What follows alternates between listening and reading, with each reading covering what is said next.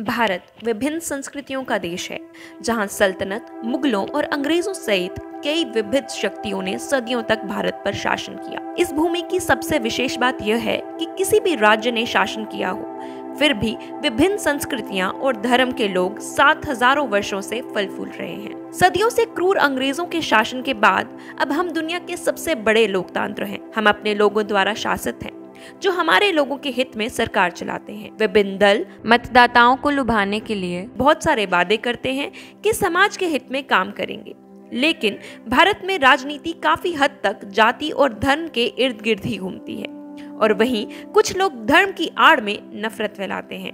आज हम अपने एक्सक्लूसिव रिपोर्ट में ऐसे ही एक शख्स योगी देवनाथ का पर्दाफाश करेंगे। आइए जानते हैं कौन है योगी देवनाथ। योगी देवनाथ, जैसे कि उनके ट्विटर बायो में मेंशन किया है कि वो एक प्रभावी हिंदू युवा वाहिनी गुजरात प्रदेश अखिल भारतीय साधु समाज के सदस्य और कच्छ संत समाज के अध्यक्ष हैं। इसके अलावा देवनाथ का कहना है कि वह 25 से अधिक वर्षों से RSS और भाजपा के साथ जुड़े हैं।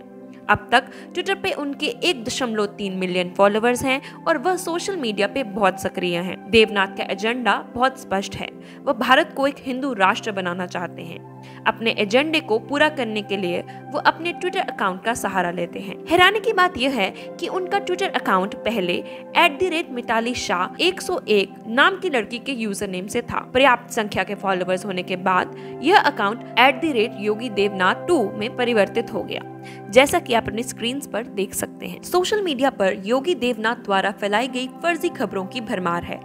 ऐसा लगता है कि बेतुकी बातें और झूठे दावे पोस्ट करना उनका शौक है। देवनाथ ने अखिलेश यादव पर कसाब के लिए दिए गई याचिका पर हस्ताक्षर करने का झूठा आरोप लगाया। उन्होंने एक मस्जिद की एडिटेड तस्वीर साझा की और महाराष्ट्र सरकार से सवाल किया कि वे इस मस्जिद को कब गिराएंगे। योगी देवनाथ ने ट्वीट कर झूठा दावा किया कि 32 साल बाद कश्मीर में श्री कृष्ण जन्माष्टमी शोभा यात्रा निकाली गई। इसके लिए पीएम नरेंद्र मोदी और गृह मंत्री अमित शाह का शुक्रिया अदा किया। उन्होंने गलत दावा किया कि मोदी जी की पटना रैली में ब्लास्ट कराने वाले आतंकी आफ्ताब आलम जमानत पर बाहर आया और पाकिस्तान भाग गया, वहीं पाकिस्तान की लड़की से शादी कर ली। ये सब ट्वीट्स आपकी स्क्रीन पर हैं। इसके अलावा उनके ट्विटर अकाउंट को स्क्रॉल करते हुए हम कई हैशटैग और ट्वीट्स देख सकते हैं। हमने विश्लेषण करने के लिए उनके कई ट्वीट्स को अपने इस रिपोर्ट में शामिल किया है। आपकी स्क्रीन पर दिया गया वर्ड क्लाउड्स उन शब्दों का बताता है जो ट्विटर में सबसे ज्यादा बार इस्तेमाल किए गए हैं। योगी देवनाथ के समर्थकों ने इन वर्ड क्लाउड में Punjab rising with Modi, vote BJP, Punjab rising, Hindu आदि शब्द शामिल हैं। उन्होंने अपने ट्विटर हैंडल में हिंदू वोटों का ध्रुवीकरण करने की कोशिश की है। उन्होंने अपने एजेंडे को पूरा करने के लिए राम मंदिर, विश्वनाथ कॉरिडोर और हिंदुत्व का प्रचार का सहारा भी लिया है। साथ ही साथ उनके कुछ ट्वीट्स को देखकर हम समझ सकते हैं कि वह किस तरह से हिंदुओं को भड़काने की कोशिश कर रहे हैं। उनके एक ट्वीट पे उन्होंने लिखा, सीएम कार्यालय पे लगी श्री रामलला की तस्वीर भी योगी जी के हटने पे हट जाएगी। बात छोटी है पर विचारणीय है। ऐसा ही एक और ट्वीट में उन्होंने कहा, हिंदुओं, आपको हाथ में पत्थर उठाने की आवश्यकता नहीं है, सिर्फ कमल का बटन दबाना, बाकी मोदी जी और योगी जी देख लेंगे। इस ट्वीट से साफ जाहिर है कि वह हिंदुओं को भड़काने की कोशिश कर रहे हैं। अपने एक ट्वीट में उन्होंने यूपी चुनाव को धर्म युद्ध बताते हुए लिखा, धर्म की लड़ाई में निमंत्रण नहीं भेजे जाते, जिसका जमीर जिंदा हो वो खुद समर्थन में आ जाते हैं।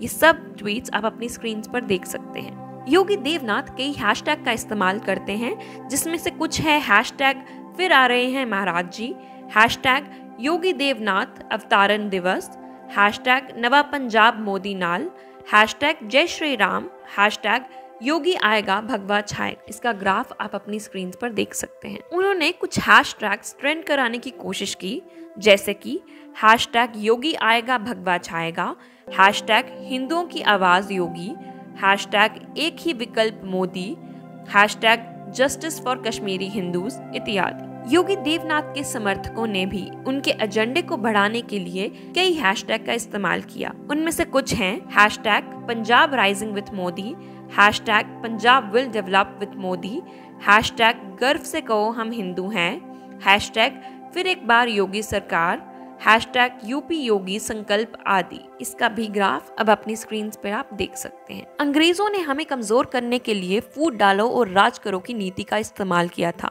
ताकि वो हम पर आसानी से शासन कर सके। ऐसा प्रतीत होता है कि देवनाथ उनसे काफी प्रेरित हैं और विभिन्न समुदायों के बीच विभाजन पैदा करने के लिए नफरत को अपना प्रमुख हथियार के रूप में इस्तेमाल करते हैं। कुछ नेताओं को एक खास समुदाय से जोड़ने के लिए उन्होंने अपने ट्वीट में केजरुद्दीन, पप्पू खान जैसे शब्दों का इस्तेमाल किया।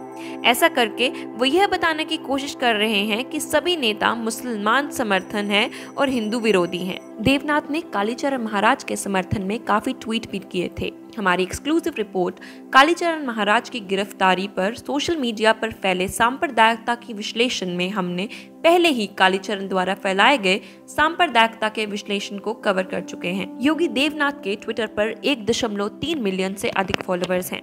कुछ वेरीफाइड अकाउंट हैं जो उनको फॉलो करते हैं। उनमें से प्रदीप 103, साध्वी प्राची, राम कदम, अजराज बीजेपी, अतुल कुमार बीजेपी आदि शामिल हैं जो आपके ग्राफ पे दिखाई दे रहे हैं। इस ग्राफ में वो अकाउंट हैं जिन्होंने ज्यादातर योगी देवनाथ के हैशटैग पर ट्वीट और रिप्लाई किया। उनमें से कुछ आपकी स्क्रीन पर हैं। देवनाथ के समर्थकों द्वारा किए गए ट्वीट्स ने जिन अकाउंट्स को ज्यादातर मेंशन किया है या टैग किया है उनमें से योगी देवनाथ 2, बीइंग अरुण, माई योगी आदित्यनाथ, नरेंद्र मोदी, कपिल मिश्रा IND शामिल हैं। इस विश्लेषण का ये निष्कर्ष है कि योगी देवनाथ ने विभिन्न समुदायों के बीच नफरत पैदा करने के लिए अपने ट्विटर हैंडल का बहुत ही कुशलता से इस्तेमाल किया है। इस पूरी विश्लेषण से हमें यह पता चलता है कि योगी देवनाथ ने विभिन्न समुदायों के बीच नफरत पैदा करने के लिए अपने ट्विटर हैंडल का बहुत ही कुशलता से इस्तेमाल किया है। हम 21वीं सदी में जी रहे हैं। जाति या धर्म पर आधारित राजनीति का अब हमारे इस प्रगतिशील समाज में